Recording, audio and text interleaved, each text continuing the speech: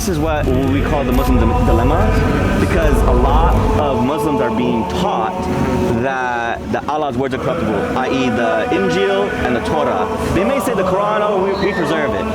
But Surah Al-Baqarah, 136, it says, do not make distinctions between what Allah has revealed.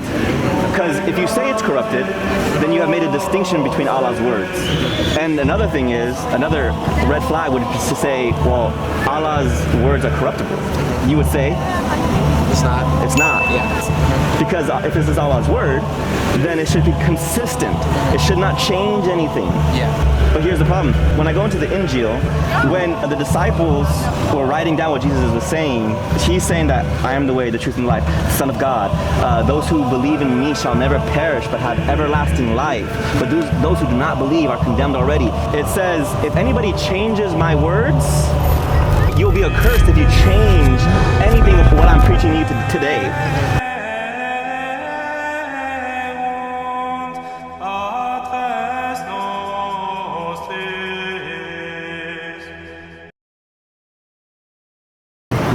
Would you? I mean, I guess not. No, I guess not. I wouldn't. Okay, let me ask you this question. In Islam, you don't have just one book. You have, you were given hadiths as well too, so we have different books as well. Well, I'm saying you don't have just one book revealed to you by Allah. Okay. You have Torah, the Injil, Zabur, right? Quran.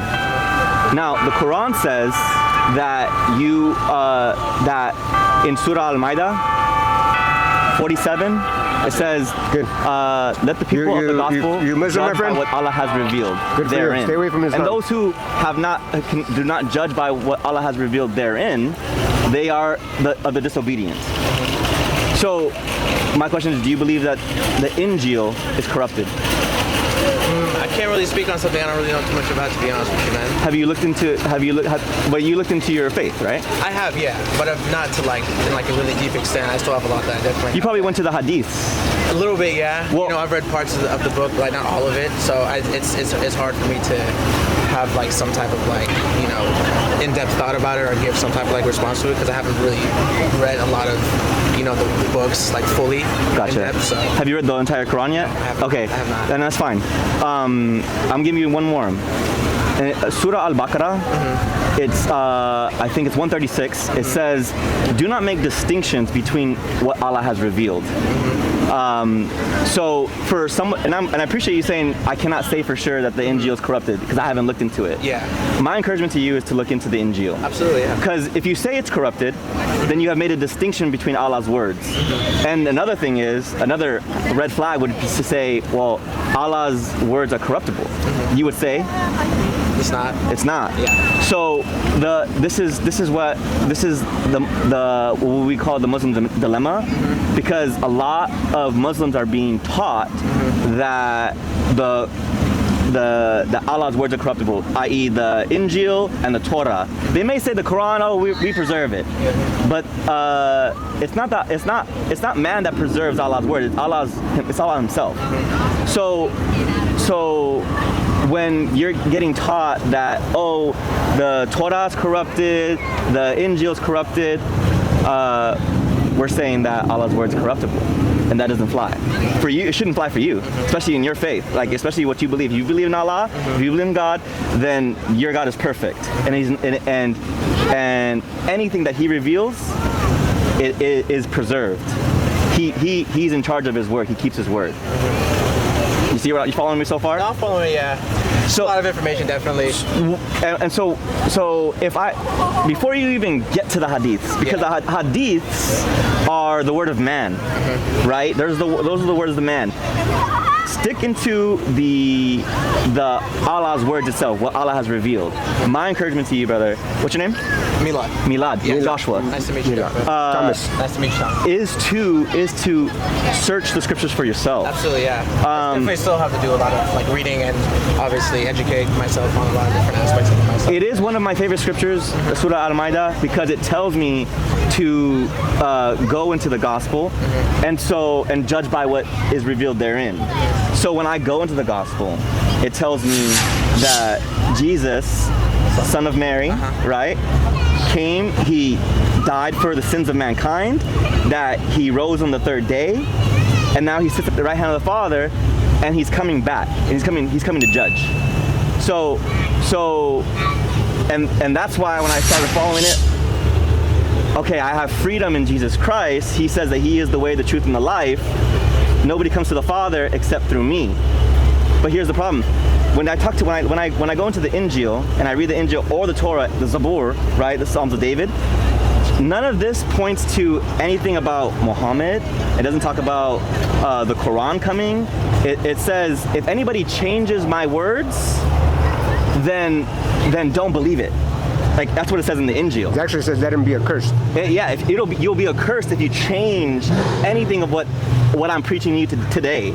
So the followers of Jesus in that time, I know I'm giving you a lot of information, but I want you to it'll probably stick around when you start when you're tracking it yourself. Yeah. And so that's what he was talking about. That's what Joshua was talking about. That's my man. Okay, so when the disciples were writing down what Jesus was saying, he's saying that I am the way, the truth, and the life, Son of God. Those who believe in me shall never perish but have everlasting life. But those who do not believe are condemned already. So these are the things that when I say that nothing is affirming anything in the Quran, like doesn't affirm Muhammad, doesn't affirm the Quran itself, something else is coming, and when it does, it's changing the message of the Injil. So if we're gonna stay consistent, 600, 700 years later, Muhammad comes and says, no, that never happened. Or Allah says, I made it appear as if Jesus was crucified. Yeah. So basically he's deceived 600 years worth of people in that time span to believe that Jesus is the Son of God, that he was crucified. So would you say that Allah is a deceiver? That essentially, would you say that Allah is a liar? No. Or is your God truth? And he cannot lie. So these are the things that I'm finding as I'm seeking out, my faith, and then I'm coming into Islam and I'm looking into Islam. This doesn't make sense, because if this is Allah's word, then it should be consistent. It should not change anything. Yeah. So these are the things that has changed 600 years later. When we have the Bible, 600 years later, something has changed. Oh, I've deceived people. That doesn't sound like Allah. Allah doesn't deceive. Allah would just tell the truth consistently. So I'm telling you, as far as my research, and my encouragement to you is also to do the same research. Absolutely, yeah. To get your hands on the Bible. It has in the Bible it has a Torah. A standard Bible should have a Torah, Zabur, which is like the Psalms of David, and the Gospel, and read it for yourself. It'll say that. So I hate to cut you off. Go ahead, but brother. I definitely have to keep Where are you going. from? I'm from the Bay Area. Bay Area? Yeah. You're just visiting? I'm visiting. Right. Yeah, I'm visiting some family out here too. Right on, brother. County, so definitely. I only have so much time with you, so I'm trying to inform you. Yeah, no, this is about our faith. Yeah, no, absolutely. Yeah. I definitely appreciate the information. Let me ask you one quick question. It won't take you not more than a minute. Muslims say that they were born. Muslims say we're all born Muslim. Now, if we're all born Muslims, why would we need the Quran? Why would we what? Need the Quran. Why would we need the Quran? Yeah, if we're all born Muslims. Form of guidance. Yeah, but you're already a Muslim. If they're already Muslim, what would you need? You're already born submitting. Yeah. Yeah, so you're already a submitter. It's not a question I think I can answer. I would say just use it as a form of guidance. Yeah. Gotcha. For guidance or to help other people seek information about the religion as well too. Yeah. I Gotcha. would say that's why we would need it. So gotcha. So you gotcha. Yeah. You can't. You're not. So even though it says you're born submitting, you're not actually. You're not staying submissive, because you need the Quran to tell you how to stay submissive, even though you are born submissive. I mean, you can always be submissive no matter what. I don't think you need a book. Now, how would you know that to submit to Allah if you never met Allah? If He never revealed Himself to us?